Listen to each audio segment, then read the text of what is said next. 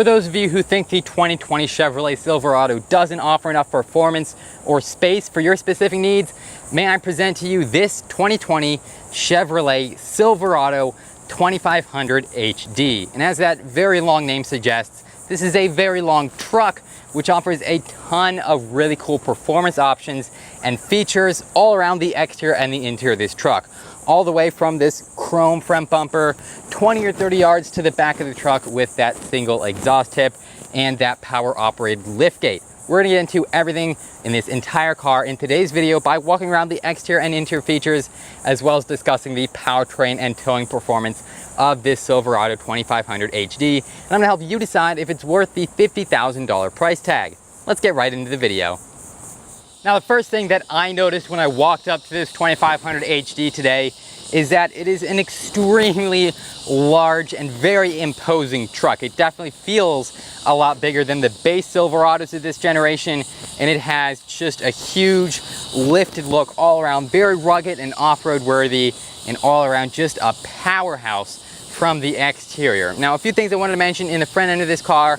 I love the new chrome accent pieces that they've added for 2020. You've got a huge chrome strip along the top of the bumper and then along the bottom. This one up here features the Chevrolet text across the front end, reminding people that this is a Chevy. You know, most Silverado owners are going to be proud that they own a Chevy and not some dirty Ford or Jeep, so it's very proudly displayed on the front end of this car. Whereas the lower chrome bumper is going to house something even more important. These are the sensors for the parking system. So this comes on the LT trim level. You're not going to have that on the base models, but it adds really nice safety feature to this car. You can see there's also a lot of lighting on the front of this car to light up the trails at night. So it comes available with LED lights right up here. I love the smooth modern look of these upper lights here. The lower ones down here, they feel a little bit big and clunky to me, a little bit outdated to be honest, but all around not too bad of a design. I'm also a pretty big fan of what they did with this matte black grille in here. The mesh is very aggressive, but still open enough to allow enough cooling for the powertrain. And speaking of the powertrain and how it gets its air and everything, there's also a standard hood scoop up here. Now, you're gonna see once we pop this hood that this is not a functional piece in the gas-powered cars. It's just, you know, basically a big hunk of plastic that does nothing but look cool. But in the upgraded diesel models, which haven't arrived in dealers yet, you're gonna see that it's actually open and leads right into the intake of the diesel models. So it is functional for a diesel, but not for the gas-powered cars. Either way, it looks really cool on this big muscular hood and helps accent the front end of the car with even more chrome pieces. That's enough for the front. Now let's move along to the side of the car where we have some even more cool features, such as these matte black mudguards all around to protect this glorious silver paint. There are also a ton of different wheel styles available, from 17, 18, or 19-inch wheels with a variety of different styles. Now these are kind of hard to see because, as I mentioned before, I got to this car so early. It hasn't even been prepped for sale yet, so it doesn't have the center caps on yet. But you can still see it's a pretty cool design with kind of chrome and silver to match the front end of this car and the paint. A few other cool features we've got on the side are more LED lighting here on the side mirrors, which, as you can see, are extended out to make it easier to see around the car when you have a trailer in back. You've also got the chrome 2500 HD badging that you're not going to find on a base Silverado, as well as a really cool corner step they've added back here that makes it much easier to access the bed of the truck. And there is another step up here in the rear of the truck. It again has been upgraded from the previous model year. It's a lot bigger. Seal's pretty solid, nice matte black plastic, so it's not going to get too dirty and it's pretty easy to clean. I'm definitely a fan of this 4x4 badging on the side. Definitely reminiscent of the previous generations of this model and looks pretty sick here. Again, the taillights have a pretty kind of odd, chunky design to them.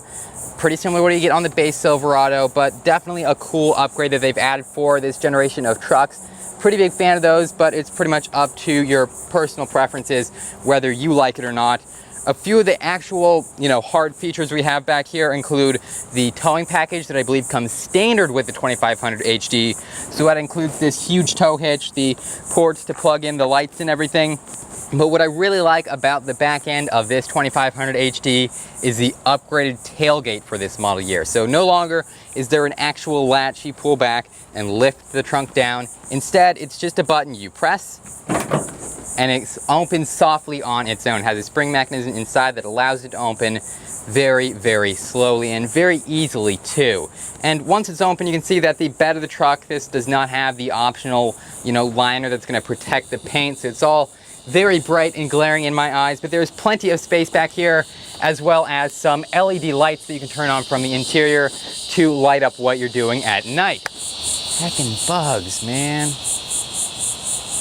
And now that the bugs have somewhat quieted down, you can see that it is also very easy to lift this tailgate back up and close it. I could honestly do it with one hand, and in some models, they offer power lift gate, so it will open and close automatically when you press the button on the key fob. So all around, huge fan of the upgrades here in the back of the Silverado 2500 HD. But that's enough about the exterior. Let's hop in and check out the powertrain of this car back up in the front.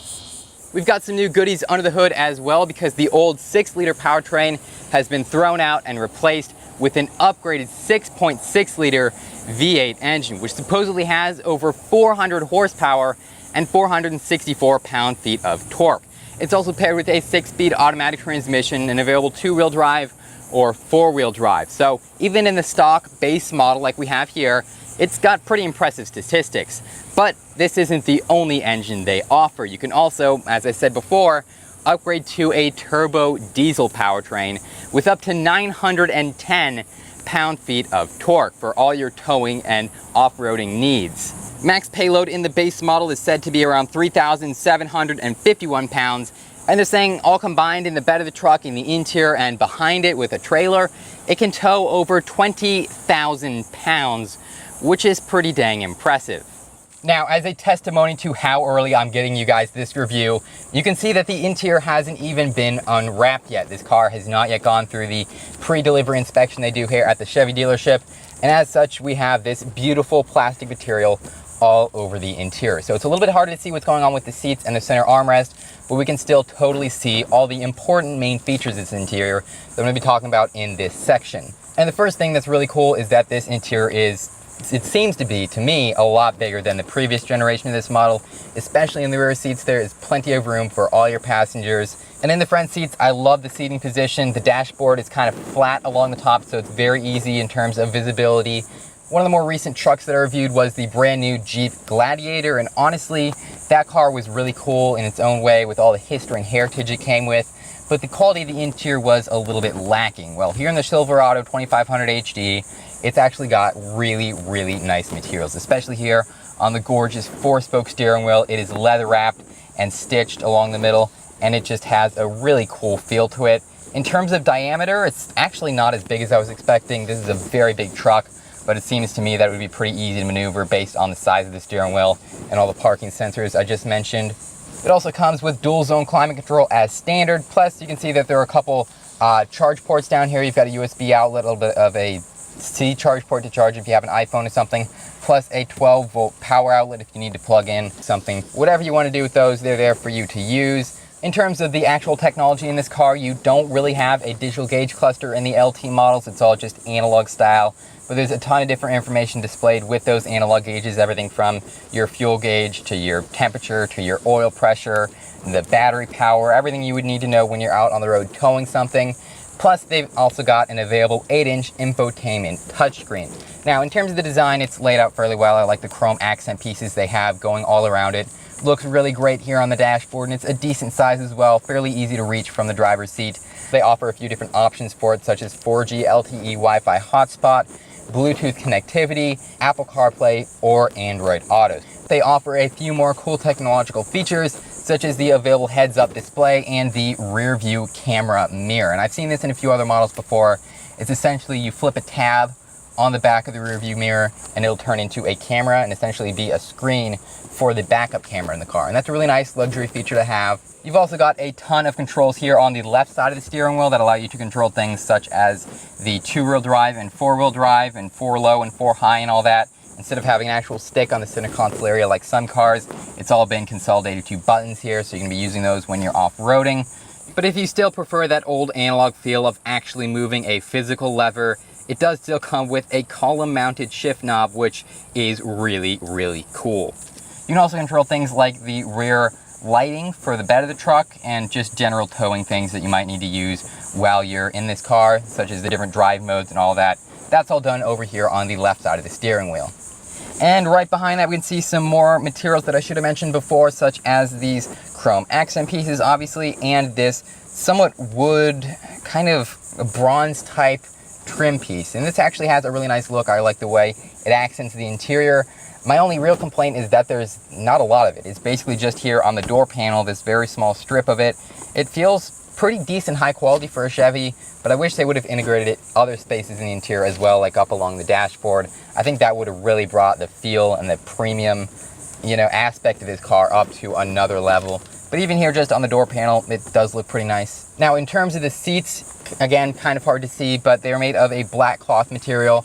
They are fairly comfortable. They offer a decent amount of cushion, but they're not shaped in a very fancy way. It's pretty basic. They do offer power adjustments with this LT model, but it's not the most comfortable seat I've ever been in. It's not bad, but it's nothing special either. And like I said before, the rear seats of the 2500 HD have a ton of legroom and headroom for every passenger who's going to sit back here. And they feature a pretty similar design to the front seats, so nothing very special. My one complaint though is that the trim pieces from the front that I mentioned on the door panel of the car, they aren't continued here in the rear of the car. I already said that I liked them a lot and I want to see them more throughout the car, but really you're only getting them in the front seats. They kind of cut costs here in the rear seats and just put this plain black plastic piece right here, which I understand why they did it. The passengers back here aren't nearly as important as the passengers in the front, so it's not nearly as important to put nice materials, and it's a great way to cut costs.